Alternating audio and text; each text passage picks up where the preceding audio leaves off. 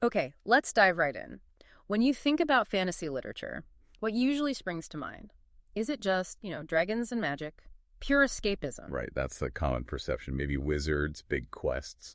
Or could it be something more, like a masterclass in, well, persuasion, deep thinking even? What if I told you a huge fantasy book could actually be more rhetorically clever than a lot of nonfiction out there? That's a great way to put it. It definitely challenges how we box up genres, doesn't it? Because some of these fantasy worlds, the arguments they explore, they're incredibly sophisticated. Exactly. And that's our mission today. We're journeying into Brandon Sanderson's The Way of Kings, and we're going way beyond just like what happens in the plot. We want to explore how Sanderson builds this massive story. How does he construct it to pull you in, persuade you, and make it all resonate so deeply? We're digging for the why behind the what. Sounds good. And just so you know, for this particular exploration, you are experiencing a unique two-voice AI conversation powered by Google's NotebookLM for deeper, more dynamic book analysis. Right, so we'll be looking at the whole picture, the rhetorical situation, how he uses emotion and logic, the actual writing strategies, and, does it all work? Is it effective? Let's start by setting the stage. The rhetorical landscape. Any powerful message has a speaker, and here it's Brandon Sanderson. His credibility, his ethos is, well, it's huge in the fantasy world. Oh, absolutely. He's known for these incredibly detailed worlds, magic systems that have actual rules, and maybe the biggest thing for readers, he finishes his series.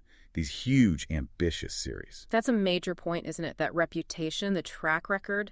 Yeah. It builds immediate trust. It really does. It's like a promise. You know you're signing up for this epic journey, but you trust he'll actually get you to the end. That feeling's there before you even read page 1. So what about the timing? The occasion for this book, The Way of Kings, landed back in 2010, right in the middle of this.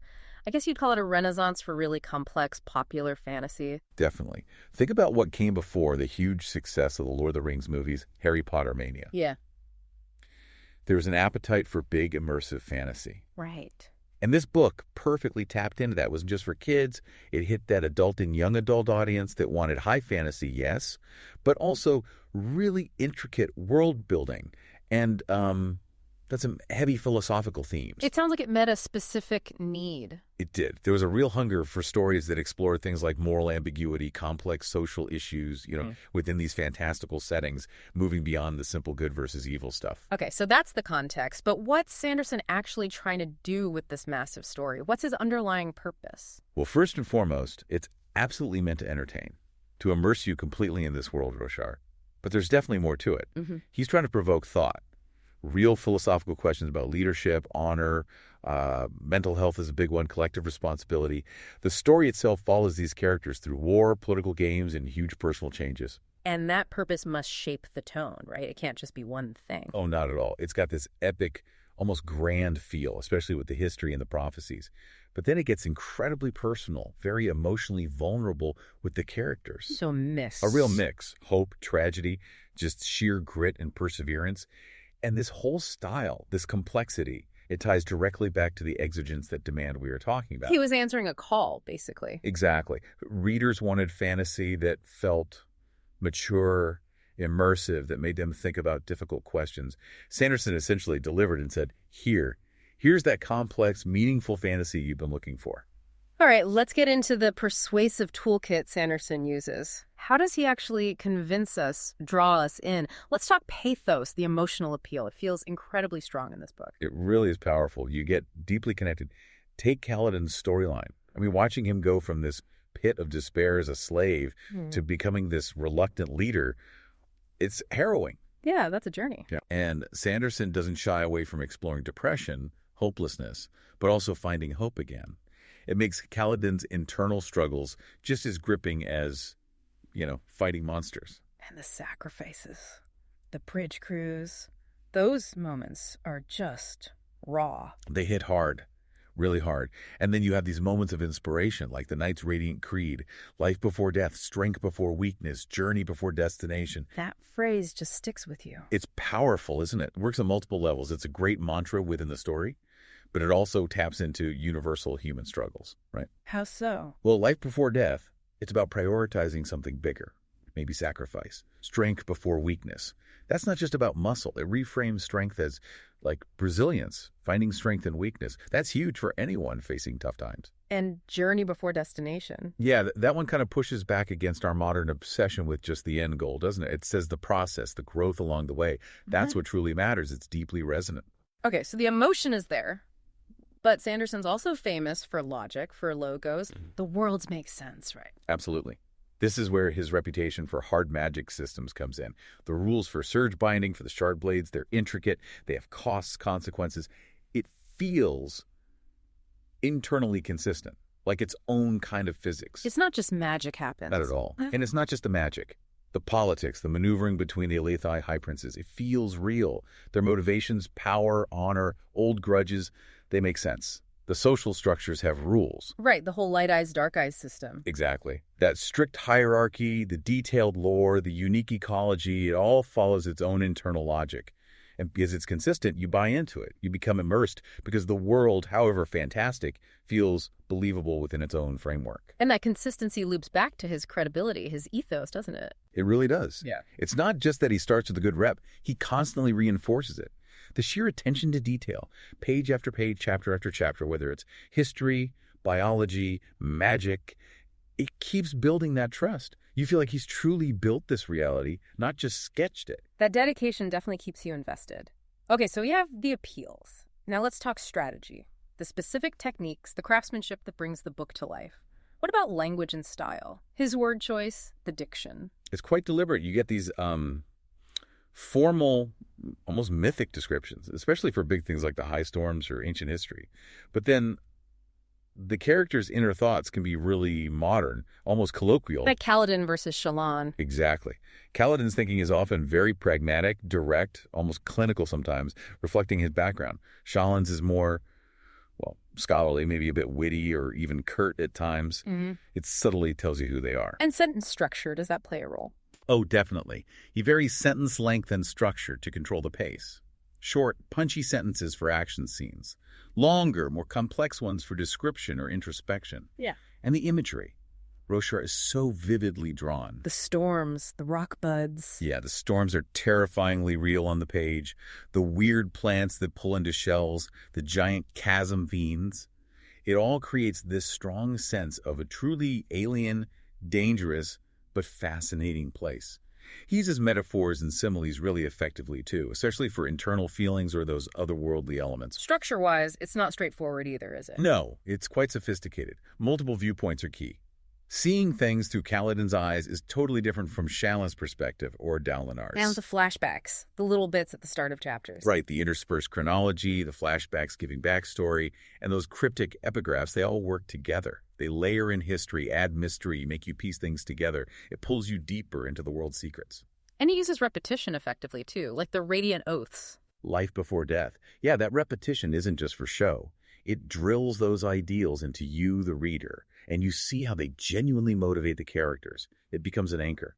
And he's brilliant with juxtaposition. Putting contrasting things side by side. Exactly. You constantly see it. The privileged light eyes noble versus the enslaved dark eyes.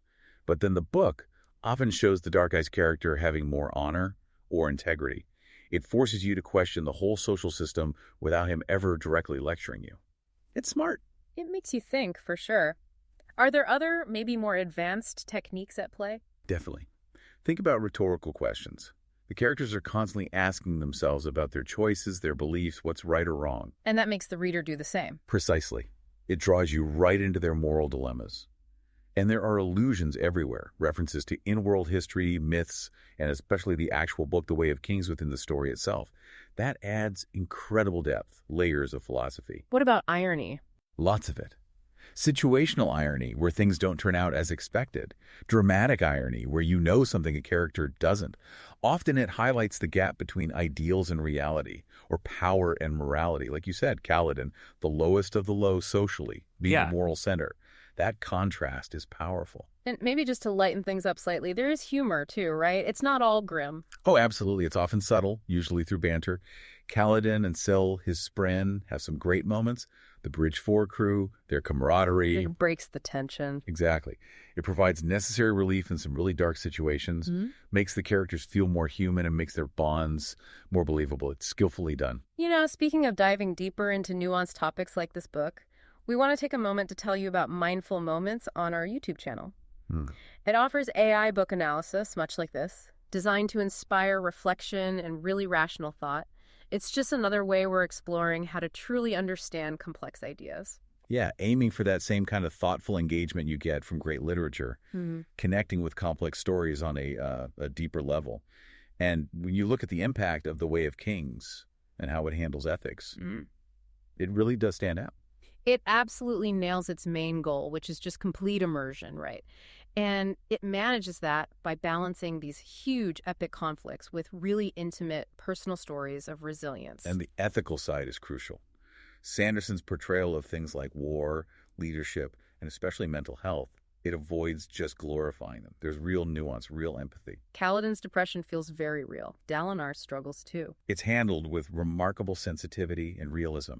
That honesty actually grounds the fantasy, makes these characters facing impossible things feel profoundly human. So it really serves as a kind of model for great contemporary fantasy, doesn't it? That blend of epic scope and personal struggle. I think so. It connects with readers on an emotional level, but it also challenges them intellectually. The way he layers the ethos, pathos, logos, using all these narrative tricks. Yeah.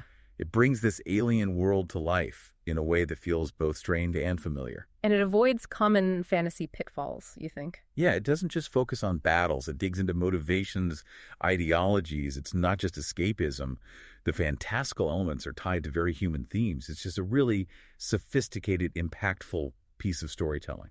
So as we wrap this up, the big takeaway is that The Way of Kings isn't just a fantasy story. It's this incredibly well-crafted narrative using all these rhetorical tools to engage you, persuade you, maybe even inspire you. Right. And understanding how those tools work can change how you read any complex text, really, or how you listen to any argument. Definitely. So we hope you'll keep exploring these kinds of ideas. Remember Mindful Moments on our YouTube channel for more AI book analysis. And check out our podcasts for other deep dives into fascinating subjects. We encourage that continued engagement. And maybe a final thought to leave you with. This book dives so deep into honor, leadership, truth. So, what way of kings, what guiding principles shape your choices? How do the stories you consume affect how you see the world? It's worth thinking about. If you found this analysis interesting, please subscribe to this deep dive. Maybe share it with someone else who loves big fantasy books or just thinking about stories. And hey, consider grabbing a copy of The Way of Kings. We'll put a link somewhere to experience it yourself. And most importantly, always think critically about the narratives shaping your world.